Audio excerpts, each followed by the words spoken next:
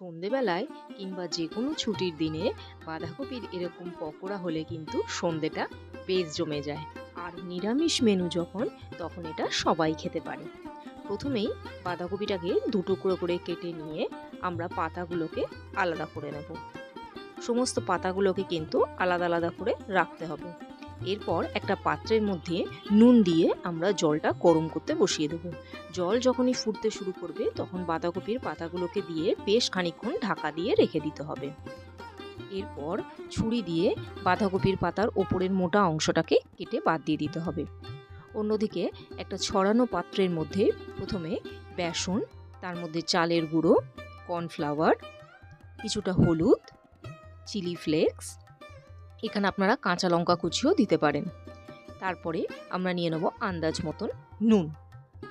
এবার এই সবগুলোকে প্রথমে আগে মিশিয়ে নিতে হবে। এবার অল্প অল্প করে জল দিয়ে আমরা এই ব্যাটারটা তৈরি করব। জলের পরিমাণটা কিন্তু একদমই ঠিক রাখতে হবে, ঠিক এইভাবে। এবার বাঁধাকপির পাতাগুলোকে সাজিয়ে নিতে হবে।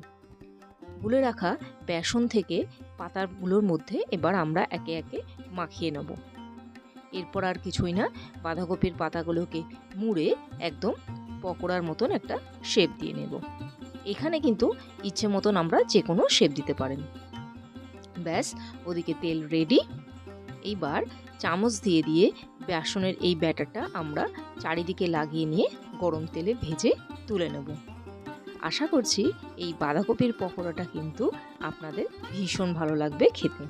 সাথে নিয়ে নিন অল্প কিছুটা সসের মধ্যে চুবিয়ে একদম সরাসরি মুখে চালান করে দিন, দারুণ লাগবে।